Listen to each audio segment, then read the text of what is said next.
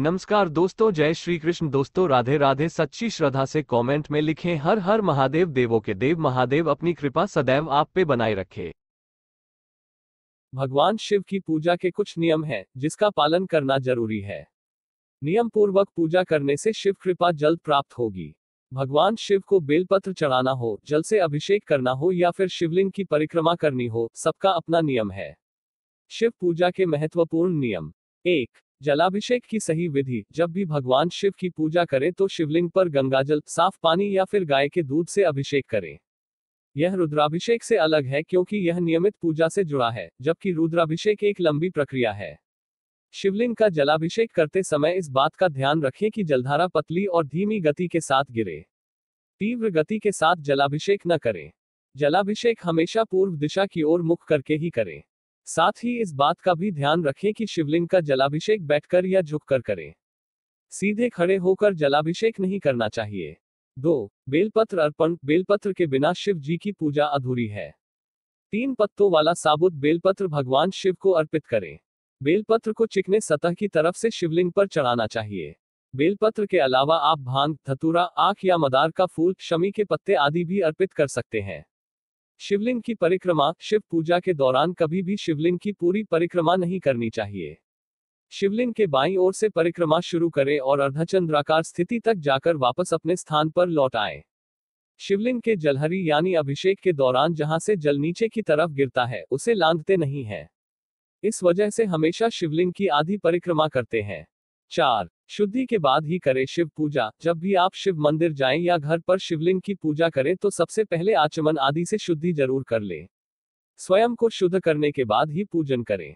5. शिव जी को क्या न चढ़ाएं। शिव पूजा में ध्यान रखें कि तुलसी, सिंदूर, हल्दी, नारियल, शंख, केतकी का फूल आदि का उपयोग नहीं करना है। ये सभी वस्तुएं शिव पूजा में वर्जित हैं। जल। शिव पुराण में कहा गया है कि भगवान शिव ही स्वयं जल हैं। शिव पर जल चढ़ाने का महत्व भी समुद्र मंथन की कथा से जुड़ा है। अग्नि के समान विष पीने के बाद शिव का कंठ एकदम नीला पड़ गया था। विष की उष्णता को शांत करके शिव को शीतलता प्रदान करने के लिए समस्त देवी देवताओं ने उन्हें जल अर्पित किया। इसलिए शिव पूजा में जल का विशेष महत्व है। बिल्वपत्र। भगवान के 3 नेत्रों का प्रतीक है बिल्वपत्र, अतः 3 पत्तियों वाला बिल्वपत्र शिव जी को अत्यंत प्रिय है। प्रभु आशुतोष के पूजन में अभिषेक व बिल्वपत्र का प्रथम स्थान है। ऋषियों ने कहा है कि बिल्वपत्र भोले भंडारी को चढ़ाना एवं 1 करोड़ कन्याओं के कन्यादान का फल एक समान है। भगवान के 3 नेत्रों का प्रतीक है बिल्वपत्र। आंकड़ा। शास्त्रों के मुताबिक शिव पूजा में 1 आंकड़े का फूल चढ़ाना सोने के दान के बराबर फल देता है। धतूरा। भगवान शिव को धतूरा भी अत्यंत प्रिय है। इसके पीछे पुराणों में जहां धार्मिक कारण बताया गया है वहीं इसका वैज्ञानिक आधार भी है। भगवान शिव को कैलाश पर्वत पर रहते हैं। यह अत्यंत ठंडा क्षेत्र है जहां ऐसे आहार और औषधि की जरूरत होती है जो शरीर को ऊष्मा प्रदान करे। वैज्ञानिक दृष्टि से धतूरा सीमित मात्रा में लिया जाए तो औषधि का काम करता है और शरीर को अंदर से गर्म रखता है, जबकि धार्मिक दृष्टि से इसका कारण देवी भागवत पुराण में बताया गया है। इस पुराण के अनुसार शिव जी ने जब सागर मंथन से निकले हलाहल विष को पी लिया तब वह व्याकुल होने लगे। तब अश्विनी कुमारों ने भांग, धतूरा, बेल आदि औषधियों से शिव जी की व्याकुलता दूर की। उस समय से ही शिव जी को भांग, धतूरा प्रिय है। शिवलिंग पर केवल धतूरा ही न चढ़ाएं बल्कि अपने मन और विचारों की कड़वाहट भी अर्पित करें। भांग। शिव हमेशा ध्यानमग्न रहते हैं। भांग ध्यान केंद्रित करने में मददगार होती है।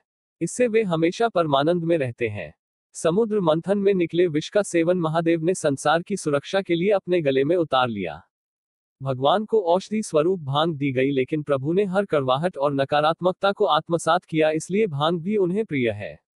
भगवान शिव को इस बात के लिए भी जाना जाता है कि इस संसार में व्याप्त हर बुराई और हर नकारात्मक चीज को अपने भीतर ग्रहण कर लेते हैं और अपने भक्तों की विष से रक्षा करते हैं। कर्पूर। भगवान शिव का प्रिय मंत्र है कर्पूर गौरम करुणावतारम, यानी जो कर्पूर के समान उज्जवल है। कर्पूर की सुगंध वातावरण को शुद्ध और पवित्र बनाती है। भगवान भोलेनाथ को इस महक से प्यार है, अतः कर्पूर शिव पूजन में अनिवार्य है। दूध। श्रावण मास में दूध का सेवन निषेध है। दूध इस मास में स्वास्थ्य के लिए गुणकारी के बजाय हानिकारक हो जाता है। इसीलिए सावन मास में दूध का सेवन न करते हुए उसे शिव को अर्पित करने का विधान बनाया गया है। चावल। चावल को अक्षत भी कहा जाता है और अक्षत का अर्थ होता है जो टूटा न हो। इसका रंग सफेद होता है। पूजन में अक्षत का उपयोग अनिवार्य है। किसी भी पूजन के समय गुलाल, हल्दी, अबीर और कुमकुम अर्पित करने के बाद अक्षत चढ़ाए जाते हैं। अक्षत न हो तो शिव पूजा पूर्ण नहीं मानी जाती।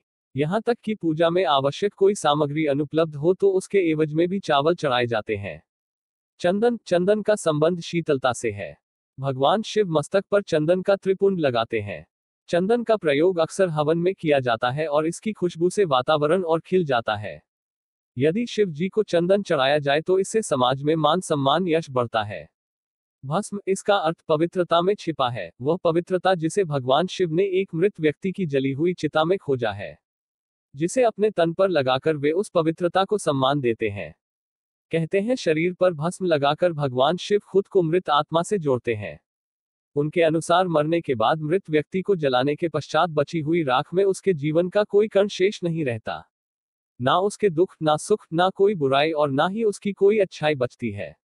इसलिए वह राख पवित्र है, उसमें किसी प्रकार का गुण अवगुण नहीं है। ऐसी राख को भगवान शिव अपने तन पर लगाकर सम्मानित करते हैं। एक कथा यह भी है कि पत्नी सती ने जब स्वयं को अग्नि के हवाले कर दिया तो क्रोधित शिव ने उनकी भस्म को अपनी पत्नी की आखिरी निशानी मानते हुए तन पर लगा लिया, ताकि सती भस्म के कणों के जरिए हमेशा उनके साथ ही रहे। रुद्राक्ष, भगवान शिव ने रुद्राक्ष उत्पत्ति की कथा पार्वती जी से कही है। एक समय भगवान शिव जी ने 1000 वर्ष तक समाधि लगाई। समाधि पूर्ण होने पर जब उनका मन बाहरी जगत में आया, तब जगत के कल्याण की कामना वाले महादेव ने अपनी आंख बंद की। तभी उनके नेत्र से जल के बिंदु पृथ्वी पर गिरे। उन्हीं से रुद्राक्ष के वृक्ष उत्पन्न हुए और वे शिव की इच्छा से भक्तों के हित के लिए समग्र देश में फैल गए। उन वृक्षों पर जो फल लगे वे ही रुद्राक्ष हैं।